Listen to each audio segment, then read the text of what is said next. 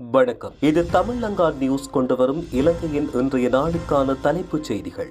London வாழ் தமிழ் மக்களுக்கு வெளியான அவசர எச்சரிக்கை. நிலாவணி கடற்கரையில் வெளிநாட்டவர் பலி. சஜித்துக்கு லஞ்ச விசாரணை ஆணைக்குழு அழைப்பு. அனுர அரசின் முக்கிய அமைச்சருக்கு எதிராக வெடிக்கவுள்ள போராட்டம். மனைவியின் பட்டமளிப்பு நிகழ்வுக்காய் சென்ற கணவன் சகோதரன் பலி. தென்னிலங்கையில் விமான பணிப்பெண்ணாக முயற்சித்த பெண் திடீர் மரணம். எதிர்க்கட்சித் தலைவரின் அலுவலகத்தில் கூடிய முக்கியஸ்தர்கள் சர்வசன வாக்கெடுப்பு கட்டாயம். சூடு பிடிக்கும் நிலவரம். 20 முதல் 30 ஆண்டுகளுக்கு சர்வாதிகார ஆட்சியை தொடரவே அரசு திட்டம். நாமல் ராஜபக்சவின் கண்டுபிடிப்பு. ஜனாதிபதி மாளிகையின் பயன்பாடு குறித்து வெளியானது முக்கிய தகவல். அதிகரிக்கும் டெங்கு பரவல் 81,000 கடந்த டெங்கு நோயாளர்கள். தெவினுவர விஷ்ணு பெரகராவிலிருந்து காவடி நடனம் நீக்கம். ஹார்முஸ் நீரணையில் வெடித்து சிதறிய எண்ணெய் கப்பல். அவை எமது தலைப்புச் செய்திகள். இனி தொடர்பான விரிவான செய்திகள். விரிவான செய்திகளுக்குள் செல்லும் முன்னர் நீங்கள் எமது செய்தி சேவைக்கு புதியவர் என்றால் இப்போதே எமது செய்தி சேவையை சப்ஸ்கிரைப் செய்து தொடர்ந்து இணைந்திருங்கள். பிரித்தானியாவில் லண்டனில் வசிக்கும் தமிழர்கள் உள்ளிட்ட தெற்காசிய நாட்டவர்கள் தங்களது வீடுகளின் பாதுகாப்பு தொடர்பில் மிகவும் அவதானமாக இருக்குமாறு காவல்துறையினர் எச்சரிக்கை விடுத்துள்ளனர். இலங்கை மற்றும் இந்திய மக்கள் அடங்கலாக தெற்காசிய நாட்டவர்கள் அதிகளவான தங்கத்தை தம்பசம் வீடுகளில் வைத்துள்ளனர். திருட்டுச் சம்பவங்களில் பல தமிழ் குடும்பங்களின் தாலிக்கொடி உள்ளிட்ட பல்வேறு பெறுமதியான தங்கம் மற்றும் பணத்தை அவர்கள் இழந்துள்ளனர். இவ்வாறான நிலையில் இந்த எச்சரிக்கை விடுக்கப்பட்டுள்ளதாக தெரிவிக்கப்பட்டுள்ளது.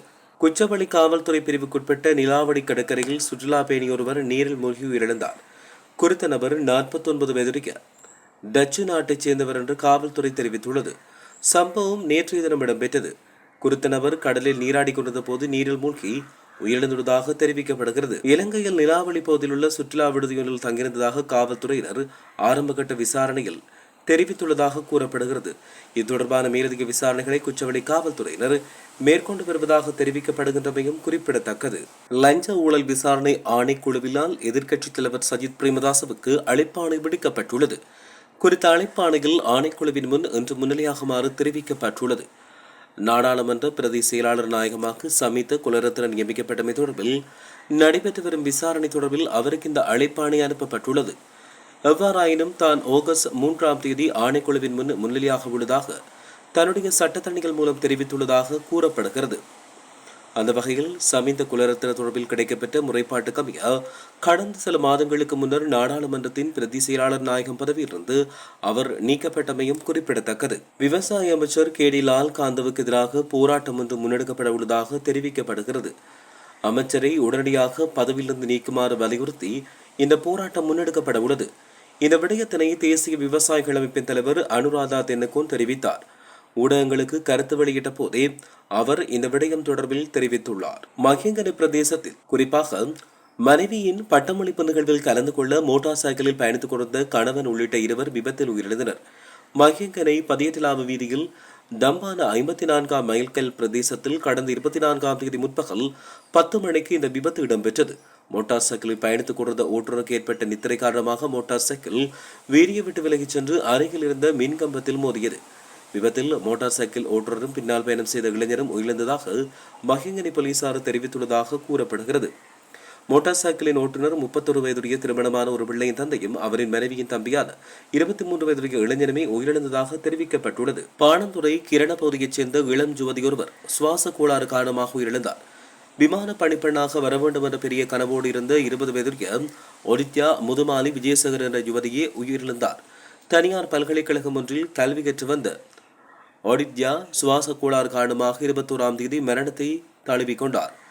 இளம் அழகியான ஒடித்யா சிறு வயதிலிருந்து சுவாச கோளாறால் பாதிக்கப்பட்டு சிகிச்சை பெற்று வருவதாகவும் எனினும் அவருடைய வாழ்க்கை இவ்வளவு வேகமாக நிறைவுக்கு வரும் என்று தாங்கள் நினைத்திருக்கவில்லை என்றும் அவரின் உறவினர்கள் குறிப்பிட்டுள்ளனர். இந்த அரசு தனிநபர் சார்ந்த அரசமைப்பு திருத்தத்தை கொண்டுவர முயற்சி செய்வதாக ஐக்கிய மக்கள் சக்தியின் தேசிய அமைப்பாளர் தி சாத்தநாயக்க தெரிவித்தார். இவ்வாறான திருத்தங்களுக்கு முன் சர்வஜன வாக்கெடுப்புக்கு செல்ல வேண்டும் என ஜே.ஆர். ஜெயவர்தன ஆட்சி காலத்தில் உயர் நீதிமன்றம் தீர்ப்பளித்துள்ளதால் அரசாங்கம் இந்த திருத்தத்தை கொண்டு வந்தால் கட்டாயம் சர்வஜன வாக்கெடுப்புக்கு செல்ல வேண்டும் என்றும் அவர் குறிப்பிட்டார். இது தொடர்பில் ஊடகங்களிடம் அவர் தெரிவிக்கையில் நீதியரசர்களின் ஓய்வு பெறும் வயதை அதிகரிக்கும் தனிநபர் சார்ந்த அரசமைப்பு திருத்தத்துக்கு சர்வஜன வாக்கெடுப்பு நடத்தப்பட வேண்டும். நாட்டில் ஜனநாயகத்தை பாதுகாப்பதற்காக எதிர்க்கட்சிகள் அனைத்தும் ஒரே மேடையில் இணைந்துள்ளதாகவும் அவர் தெரிவித்துள்ளார். எதிர்க்கட்சிகள், தொழிற்சங்கங்கள், சட்டத்திறனிகள், மருத்துவர்கள் மற்றும் மகா சங்கத்தினரை அடக்கி தமது சர்வாதிகார ஆட்சியை 20 அல்லது 30 ஆண்டுகளுக்கு தொடர்ந்து முன்னெடுத்துச் செல்வதே தற்போதைய அரசாங்கத்தின் உண்மையான திட்டமாகும் என ஸ்ரீலங்கா பொதுஜன பெரமுனவின் தேசிய அமைப்பாளரும் நாடாளுமன்ற உறுப்பினருமான நாமல் ராஜபக்ஷ குற்றம் சாட்டியுள்ளார். கொழும்பு கோமாகம பகுதியில் நேற்று இடம்பெற்ற விசேட மக்கள் சந்திப்பில் கலந்து கொண்டு உரையாற்றும் போதே அவர் இவ்வாறு தெரிவித்துள்ளார். தேசிய மக்கள் சக்தி அரசாங்கத்தின் ஜனாதிபதி அனுரகுமார திசாநாயக்க ஜனாதிபதி மாளிகைகளை பயன்படுத்தாத போதிலும் அதை வெறும் நபர்கள் பயன்படுத்தியுள்ளதாக தகவல்கள் வெளியாகியுள்ளன. கடந்த 2025 ஆண்டில் நாட்டில் உள்ள ஜனாதிபதி மாளிகையில் ஜனாதிபதி அன்று தங்கவில்லை என்ற போதிலும் அவற்றில் பெரும்பாலானவற்றில் பல்வேறு நபர்கள் தங்கியதாக தெரிவிக்கப்பட்டுள்ளது. கடந்த 2025 ஆண்டில் இவ்வாறு ஜனாதிபதி மாளிகையில் 3089 பேர் தங்கியதாக தெரிவிக்கப்பட்டுள்ளது. அந்த அலுவலகம் வெளியிட்ட அண்மை அறிக்கையில் இந்த காலப்பகுதியில் நடத்தப்பட்ட கூட்டத்தின் எண்ணிக்கை 3 ஆகும் என்றும் தெரிவிக்கப்பட்டுள்ளது. இலங்கையில் நாளாந்தம் டெங்கு பரவல் அதிகரித்து வருகிறது.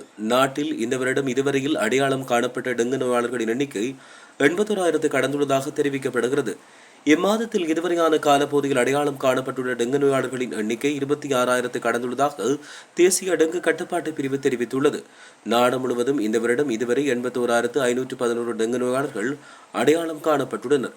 அத்துடன் 61 பேர் டெங்கு நோயால் உயிரிழந்துள்ளதாக தெரிவிக்கப்பட்டுள்ளது. 2 பாதாள உலக கும்பல்களின் மோதல் மற்றும் அச்சுறுத்தலின் காரணமாக தெவினுவர விஷ்ணு பெரகராவிலிருந்து காவடி நடனத்தை தற்காலிகமாக நீக்கம் செய்யுமாறு போலீஸ் திணைக்களம் அறிவுறுத்தியுள்ளது. தெவினுவரவில் உள்ள வரலாற்று சிறப்புமிக்க உத்பலவண்ண ஸ்ரீ விஷ்ணு மகா தேவாலயத்தில் 769வது வருடாந்த எசல மகா பெரகரா விரைவில் நடத்தப்பட உள்ளது. இந்நிலையில் குறித்த பெரகராவில் காவடி நடனத்தை தற்காலிகமாக நீக்குமாறு போலீஸ் அதிபர் பிரியந்த வீரசூரிய தெரிவித்தார்.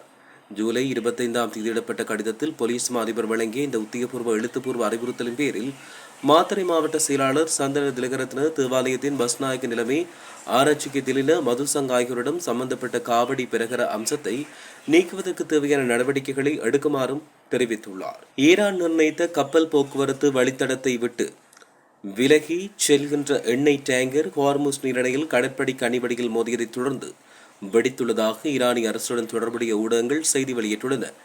ஈரானின் தஸ்னீம் செய்தி நிறுவனம் வெளியிட்ட தகவலின்படி குறித்த டேங்கர் ஈரான் அதிகாரிகள் குறிப்பிட்ட கடல் வழித்தடத்தை விட்டு விலகிச் சென்ற பின் கன்னிவெடியில் மோதி வெடித்தது. இந்த சம்பவத்தில் உயிரிழப்புகள் ஏற்பட்டதா, எந்த கப்பல் தொடர்புடையது, சேதத்தின் அளவு என்ன என்பது தொடர்பில் இதுவரையில் தகவல்கள் வெளியாகவில்லை. அமெரிக்காவின் மெக்சிகன் மாநிலத்தில் தீப்பற்றி எரிந்து நாசமான வீடொன்றில் இருந்து 6 குழந்தைகள் உட்பட 8 பேரின் சடலங்கள் மீட்கப்பட்டுள்ளன.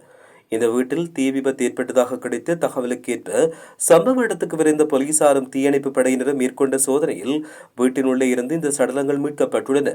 மீட்கப்பட்ட சில சடலங்களில் துப்பாக்கிச் சூட்டு காயங்கள் காணப்படுவதாக அந்த நாட்டின் போலீசார் தெரிவித்துள்ளனர். இருப்பினும் இது கொலையா அல்லது தற்கொலையா என்பது தொடர்பில் தகவல்கள் இதுவரையில் வெளிப்படுத்தப்படவில்லை என்றும் தெரிவிக்கப்பட்டுள்ளது. பிணைப்பணம் செலுத்த முடியாமலும் விதிக்கப்பட்ட அபராத பணத்தை செலுத்த முடியாமலும் 3371 கைதிகள் பல ஆண்டுகளாக சிறையில் வீணாக தடுத்து வைக்கப்பட்டுள்ளதாக தேசிய கணக்காய்வு அலுவலகத்தின் அண்மை அறிக்கையில் தெரிவிக்கப்பட்டுள்ளது. சிறைச்சாலை அமைப்பில் நிலவும் அதிக நெரிசலுக்கு இந்த நிலைமையும் முக்கிய காரணம் என்று அந்த அறிக்கை சுட்டிக்காட்டுகிறது. சேகரிக்கப்பட்ட தகவலின்படி அபராதம் செலுத்த முடியாமல் 28 சிறைகளில் 1940 கைதிகள் உள்ளனர். மேலும் பிணைப்பணம் செலுத்த முடியாமல் 21 சிறைகளில் உள்ள கைதிகளின் எண்ணிக்கை 1431 என்று தெரிவிக்கப்பட்டுள்ளது. யாழ்ப்பாணத்தில் 16 வயதுக்குட்பட்ட சிறுமியொருவரை பாலியல் வல்லுறவுக்குட்படுத்திய வழக்கில் குற்றவாளியாக காணப்பட்ட நபரொருவருக்கு 3 குற்றச்சாட்டுகளுக்கு தலா 10 ஆண்டுகள் வீதம் மொத்தம் 30 ஆண்டுகள் கடுங்காவல் தண்டனை விதித்து யாழ் மேல் நீதிமன்றம் தீர்ப்பளித்துள்ளது. எதிரி நீதிமன்றில் சமூகம் அளிக்காத நிலையில் நடைபெற்ற இந்த விசாரணையில் பாதிக்கப்பட்ட சிறுமி சம்பவத்தால் கர்ப்பமடைந்தது. சிறுமியின் அறிவின்மையே அவரை சட்டவிரோத கருக்கலைப்பு நிலையத்துக்கு அழைத்துச் சென்று 6 மாத கருவை கலைத்ததற்கும் சாட்சியங்கள் மூலம் நிரூபணமாகியுள்ளது. சிறுமியை திருமணம் செய்து கொள்வதாக வாக்குறுதி அளித்து பின்னர் ஏமாற்றிய சந்தேக நபர் தற்பொழுது பிரான்ஸ் நாட்டில் தலைமறைவாக உள்ளதாகவும் அவருக்கு எதிராக திறந்த பிடியாணை பிறப்பித்த நீதிமன்றம் இதுகுறித்து பிரான்சில் உள்ள இலங்கை தூதரகம் மற்றும் குடிவரவு குடியகல்வு திணைக்களத்துக்கு உடனடியாக தெரியப்படுத்துமாறும் கட்டளையிட்டுள்ளதாக தெரிவிக்கப்பட்டுள்ளது. இன்றைய தலைப்புச் செய்திகள் நிறைவடைகின்றன. மீண்டும் அடுத்த பிரதான செய்திகள் வாயிலாக சந்திப்போம். வணக்கம்.